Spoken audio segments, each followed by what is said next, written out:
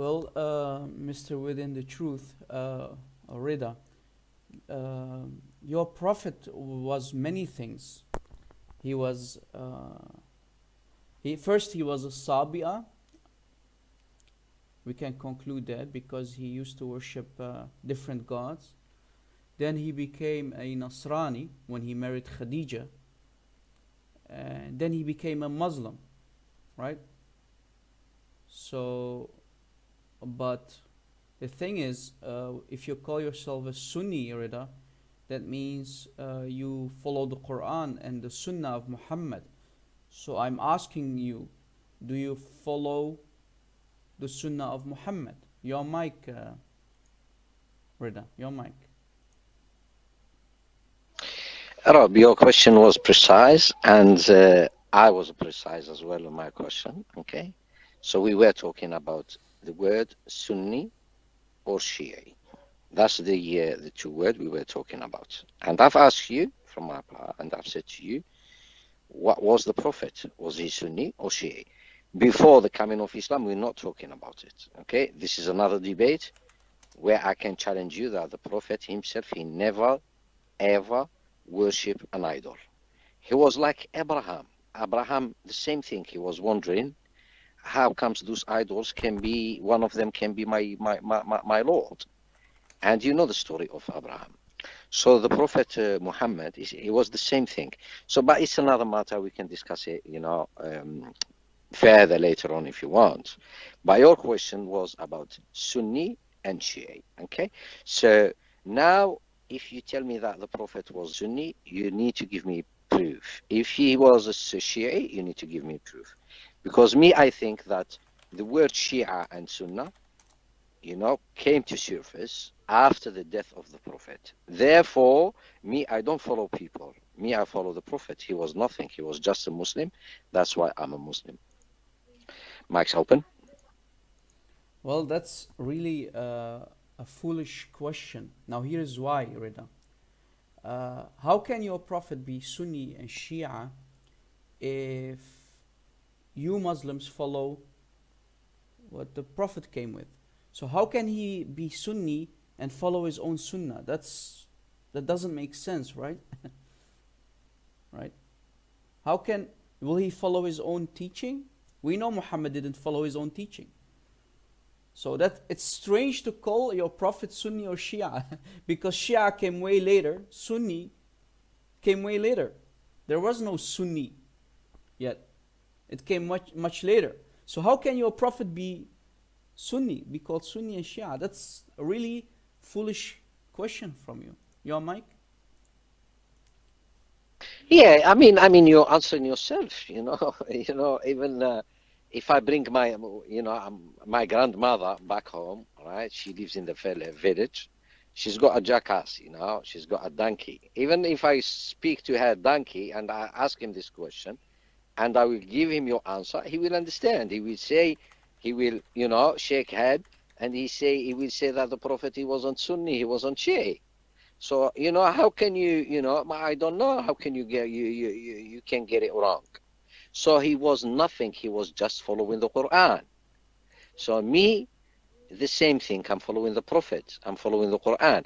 And to add, there is another thing, usually you always trying to back up your claims using hadith.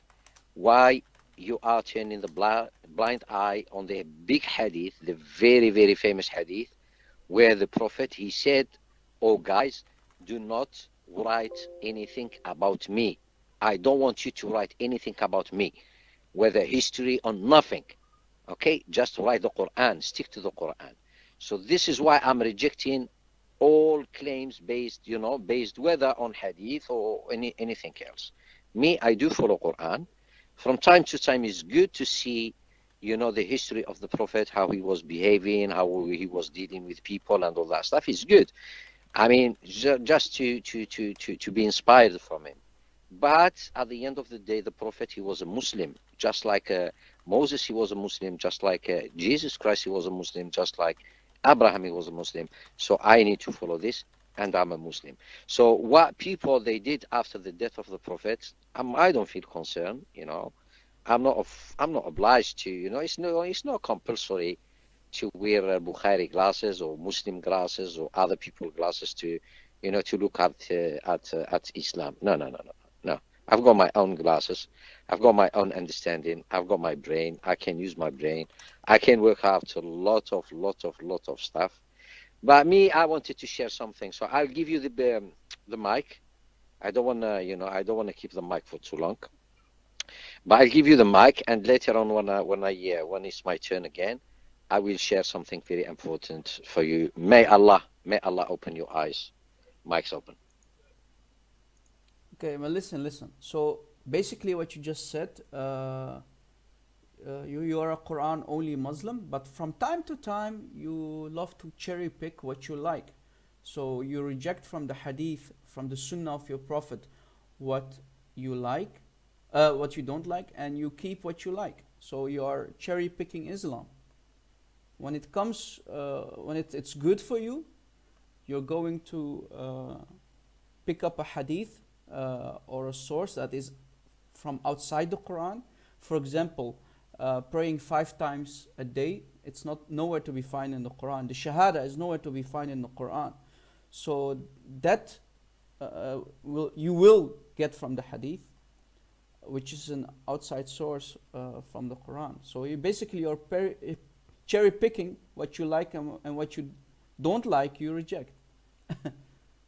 So you are a Sunni when you like, and you are a Quran only when you like. That does make sense, right, guys? So he's a Quran only, and sometimes when he like it, he can become a Sunni. Ed, the mic is yours.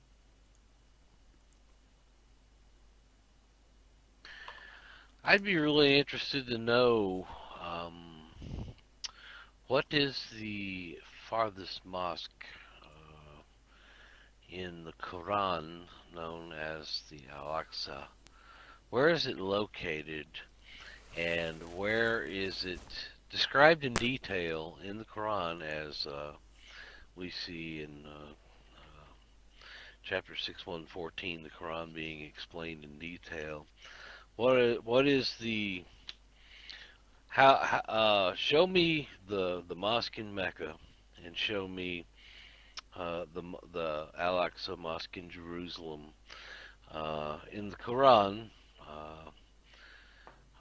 where those are actually mentioned, how do you get your reference from that? Where do you get your reference from that? Mic free.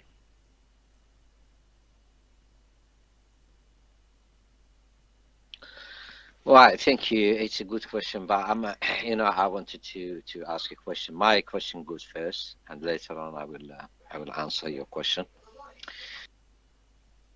No, you're going to answer my question first. We're not playing this game, Retta. You're going to answer my question first. It's not fair. That's not all the agreement I've made before. I've said. Then sit there with a red dot in your face. You're going to answer my question. I prefer be red dotted in this case. All right. Of course you would, because you know you can't answer the question. You know that I just exposed your Quran as a lie. See how easy that was, guys? Do you see how I just got him to run and exposed his Quran as a lie? That easy. You see how easy that was?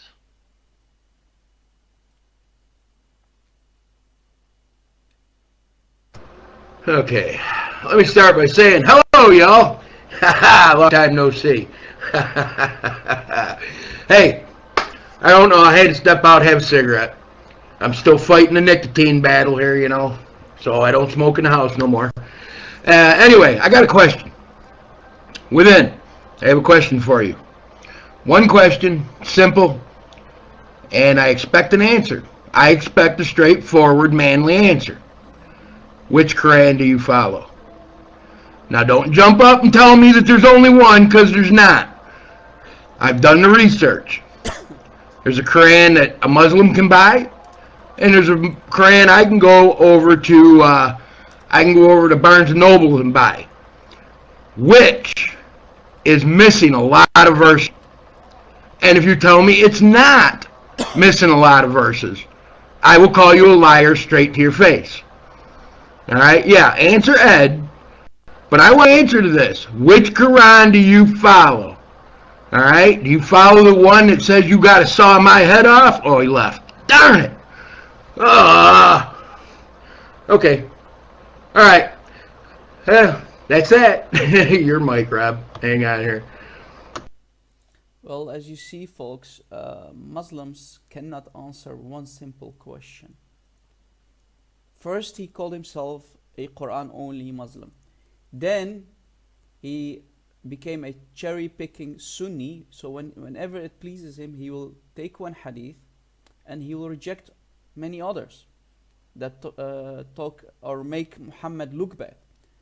He didn't want to answer the question from Ed about what the furthest mosque is, because the Quran doesn't say which mosque that is. So Muslims have to assume that it's the mosque in Jerusalem. But wait a second, here comes the problem. If you're going to say that's Al-Aqsa Mosque as a Muslims, and many Muslims take that position, that mosque wasn't built yet in the time of Muhammad. Muhammad died in 632, and that mosque was built in 702, 705, something like that. So more than 30 years after the death of Muhammad. So that night journey that Muhammad took on that half human creature, that doesn't make sense, and it's a big lie that Muhammad fabricated to convince Muslims that he went up to heaven, which is a complete lie and a forgery. Yeah, and the being that he rode on was called Buraq. Exactly, Hayden. Thank you. So yeah, you see, Muslims cannot defend Islam. Really, it's too hard for them. Islam is historically, it's simply a big lie. Islam and historical evidence don't go hand in hand. Because if you're going and if they are going to take the position that it must be Solomon's temple, here comes another big problem, a historical problem, because the second temple of Solomon, or basically the Jewish temple, it was destroyed in 70 AD, right? 70 AD. So here comes another problem. So either way, if you're going to take the first position that we mentioned earlier, that means Muhammad is a liar, because that mosque was built much later, after Muhammad. And if you're going to take the position that it was the temple of the Jews, well, that's another problem, because that temple was destroyed in 70 AD. That's much problem, because that was way before Islam was created and way before Muhammad. Many years before, right? Because Muhammad was born in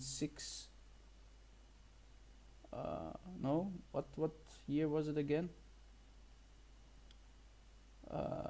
500 something, right? 500 something. So that's more than 400-year problem, right? That's a bigger issue than the first position. Imagine, guys. Either way, Islam is false. Hayden, the mic is yours. Well, I don't have much. I'm just sitting back listening. I was waiting for Rada's question. He said he was going to ask a question, and he said, may Allah guide you, or something like this. I think Allah guided me. I'm gonna take my shahada. You heard me, my shahada, right? The devil dog. You still here, buddy? أشهد أن لا إله إلا الله وأشهد أن محمدا خنزير الله. Here's my shahada. I became a Muslim, man.